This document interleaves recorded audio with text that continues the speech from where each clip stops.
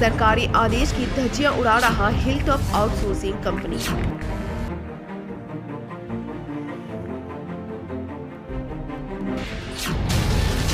प्रतिदिन कर रही है हैवी ब्लास्टिंग। ब्लास्टिंग से प्रभावित अधिकांश लोग अपना घर छोड़कर किराए के घर में रहने लगे।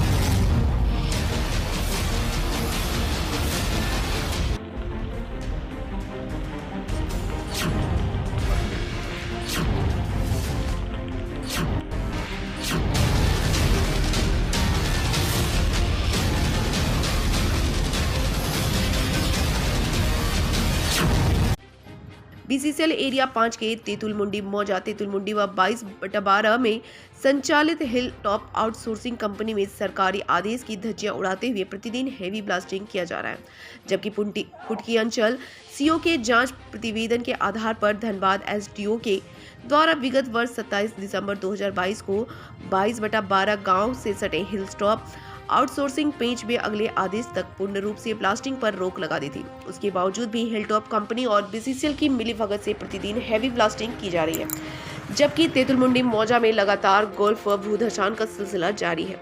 आपको बता दें कि विगत वर्ष 1 दिसंबर को तेतुलमुंडी 22/12 बस्ती में उस समय भयंकर मंजर बना जब यहाँ की सान जामा मस्जिद जमींदोज हो गई थी। कई घरों में दरार पड़ गई थी। वहीं इस वर्ष 24 दिसंबर की रात एक बार फिर भयंकर खौफ बना, जिसमें एक गैराज हजारों की संपत्ति सहित जमीन में समा गया, जबकि आसपास के कई घरों में दरारें पड़ गईं।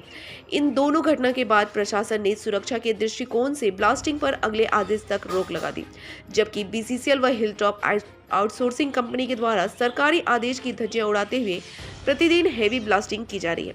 ब्लास्टिंग के कारण 22/12 गांव के लोग डर के साए में जी रहे हैं। आलम यह है कि अधिकांश घरों के लोग अपने घरों को छोड़कर सुरक्षित स्थान में किराए के घर पर लेकर रहने को विवश हो गए हैं। बीसीसीएल व हिलटॉप आउटसोर्सिंग कंपनी को न तो प्रशासन का भय है, न ही आम आदमी की जान से कोई सरोकार है। वहीं ब्लास्टिंग के कारण कभी भी बड़ा हादसा होने से इनकार नहीं किया जा सकता। हाई पावर के साथ होती है। जब मैं अपने बेड पे भी पढ़ती हूँ, डेली आफ्टरनून टाइम्स में इतना ज़्यादा ज़ोर आवाज़ करता है कि मेरा कंसंट्रेशन पूरा हिल जाता है। इसलिए आप देख रहे हैं कि किस तरह हम लोग सारा सामान लेकर के नए जगह जा रहे हैं भाड़ा के घर में रहने के लिए, क्योंकि यहाँ पे कोई एक्शन तो लिया नहीं जा रहा है। हर महीना हम लोग सुनते हैं डीएम आ रहे हैं, सीएम आ रहे हैं, पर कोई कुछ एक्शन तो ले नहीं रहा है। सिर्फ बात हो रही है, लेकिन किसी को ना ज़मीन दिया जा रहा है, ना पैसा, ना घर।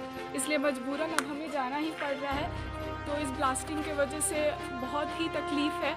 हर जगह गोप हो गया है, हर जगह इतना अंडरग्राउंड हम लोग देख रहे हैं कि आग निकलता है।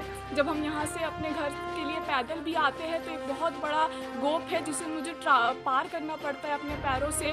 तो मुझे हर वक्त वो डर रहता है कि कहीं किसी दिन मैं ही उसमें ना गिर जाऊँ। तो इसलिए आज मजबूरन हमें जाना पड़ रहा है इस ब्लास्टिंग। आपका नाम क्या हुआ? मेरा नाम हुआ अफशा। ये जो ब्लास्टिंग हुआ इसके बारे में आप क्या कहिए? देखिए, ब्लास्टिंग यहाँ पर एक दिन नहीं हुआ है, डेली होता है यहाँ ब्लास्टिंग, और रोज़ किसी ना किसी का जान का खतरा यहाँ रहता ही है। ठीक है, और आज जो ब्लास्टिंग हुआ है ना, तो घर मेरा इतना ज़्यादा काँपा है, मैं मम्मी पूरा डर गई। ठीक है, और वो बोली कि बाबू यहाँ से चलते भाड़ा में रह लेंगे, यहाँ पर कम से कम जान तो बचेगा। इसलिए आप लोग देख सकते हैं कि हम अब पैकिंग करा रहे जा रहे हैं, हम लोग भाड़ा में रह लेंगे। ठीक है, अब यहाँ पर रहने से कोई फ़ायदा ऐसा है कि कभी भी आप कंप्लेन किए इस ब्लास्टिंग के लिए? कंप्लेन यहाँ बराबर होता है, सब लोग जाता है, हम लोग जाते हैं, चाचा लोग जाता है, और लेकिन बीसीसीएल कुछ बोलता ही नहीं है। बस खाली टाइम बढ़ाता है कि 2 महीना में आपका करवा देंगे, 3 महीना में करवा देंगे। हम तो जब से पैदा हुए तब से सुन रहे कि 22/12 उठेगा। ठीक है, लेकिन यहाँ क्या बस अर्थ ही उठ रहा है सबका। ठीक है, आदमी ने कितना आबादी होगा यहाँ पर? आबादी कितना 1000 आदमी होगा यहाँ। पहले तो और ज़्यादा था, 2-2.5 हज़ार था, जिसमें से आधा लोगों का घर जो है डिमोलिश हो गया, सब लोग चला गया इधर उधर। अब हम भी मजबूर हो गए हैं जाने के लिए। क्या नाम हुआ आपका? मेरा ज़ीशान नाम हुआ। अब क्या मतलब जाएंगे यहाँ पर से, गिर जाएंगे, मर जाएंगे, तब एक्शन लेंगे हम। अब मेरा घर के सामने में वहाँ गोप हो गया है, तो वो अब मेरा घर को टानेगा जल्दी, इसलिए निकल जाना ही बेहतर है।